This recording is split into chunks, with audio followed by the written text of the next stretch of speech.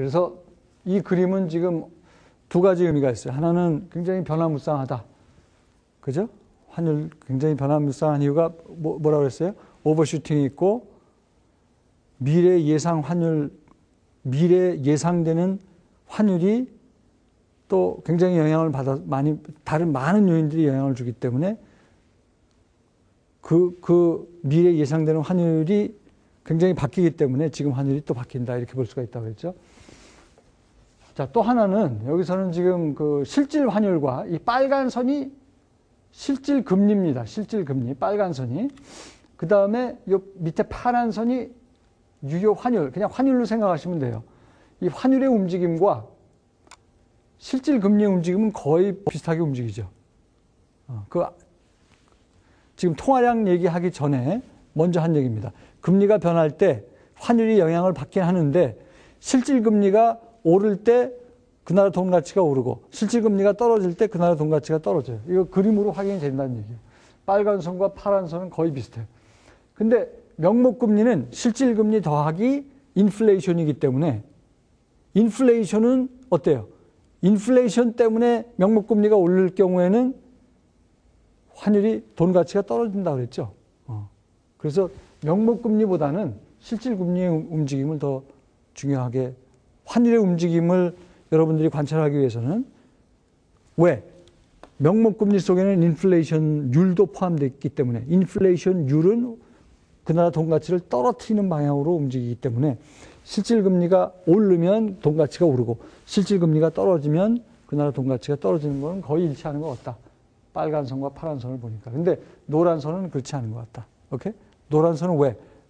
인플레이션율을 포함하는 명목금리의 움직임이기 때문에 명목금리의 움직임과 환율의 움직임이 일치하지는 않아요. 그죠? 인플레이션 때문에 그런 겁니다. 그 유로 같은 경우에 그 처음 도입됐을 때는 그 유로가 좀 약세였어요.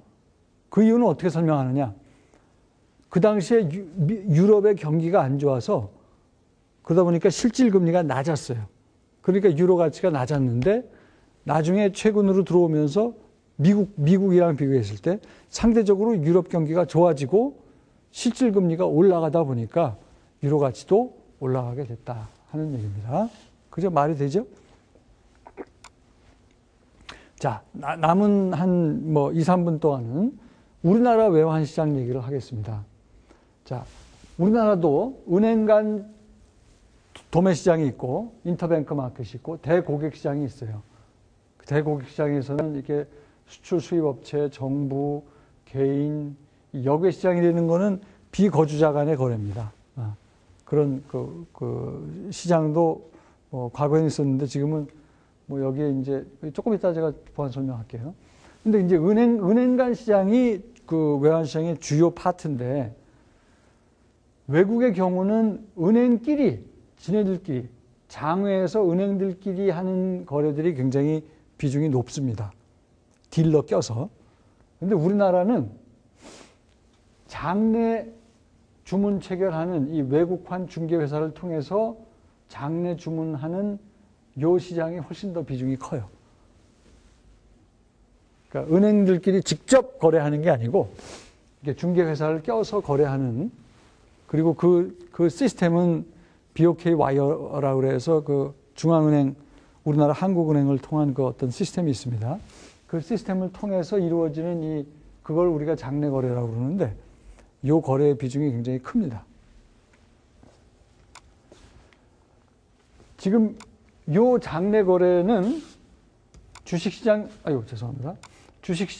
비슷하게 9시부터 3시까지 거래 시간이 정해져 있고요.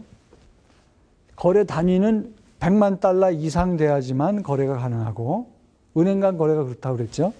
그 다음에 단위는 50만 달러 단위입니다.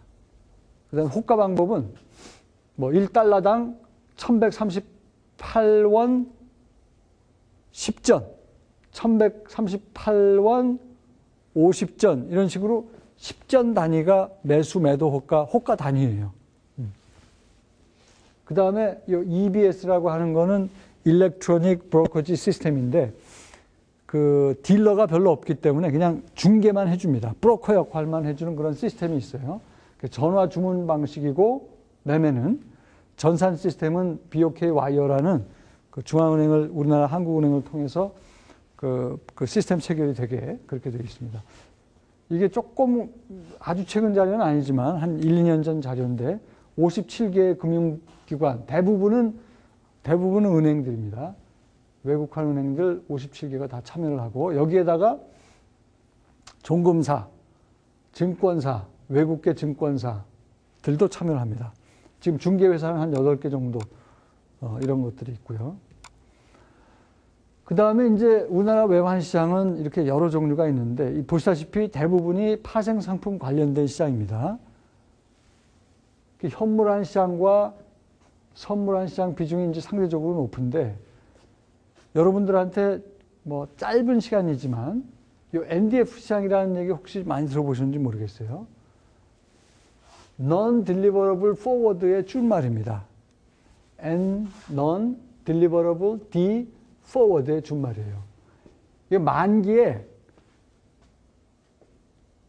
그 차액 결제를 하는 선물 환 거래인데 이런 시장이 NDF 시장이에요. 그러니까 실제로 달러가 거래되는 게 아니고 그 달러 환율로 약속을 한 다음에 미래 시점의 거래를 그 환율에 의해서 차액만 이렇게 결제가 되는 그런 시장입니다. 이게 처음에는 비거주자들은 우리나라인 경우는 외국 사람들끼리 거래하는 걸로만 허용이 됐다가 이걸 풀었어요. 언제 풀었냐면 90년대 후반에 99년에 우리 외국한 은행들도 참여할 수 있게 만들면서 이 시장이 굉장히 큰 시장이 됐습니다. 그래서 이 시장은 주로 어떻게 사용이 되느냐. 외국인들이 우리나라 주식 투자하면은 이 환 위험이 있기 때문에 그 환 위험을 줄이는 그런 어떤 수단으로 이 NDF 시장을 활용을 하고요. 굉장히 유동성이 풍부한 시장으로 알려져 있고 그 시스템과 전화 거래는 24시간 다 가능하기 때문에 24시간 거래가 일어나는 시장입니다. 그래서 요 NDF 시장에 대해서는 뭐 여러분들이 조금 좀 아실 필요가 있을 것 같아서 얘기를 했는데 여러분들이 주가지수 선물 혹시 거래해 보신 분들은 그것도 차익 거래거든요. 실제로 뭐 주가지수를 주고 받고 하는 게 아니고 주가지수 움직임에 따라서 그 차익만 현금으로 주고받는 건데 이 NDF가 그런 의미에서는 그렇게 차익만 거래한다는 점에서 그 지수는 달러 환율에 의해서 결정이 되는데 실제로 돈 거래는 그 달러 움직임에 따른 이익 보고 손해 본 거를 이렇게 현금으로 결제한다는 점에서 NDF 시장이 비싸죠.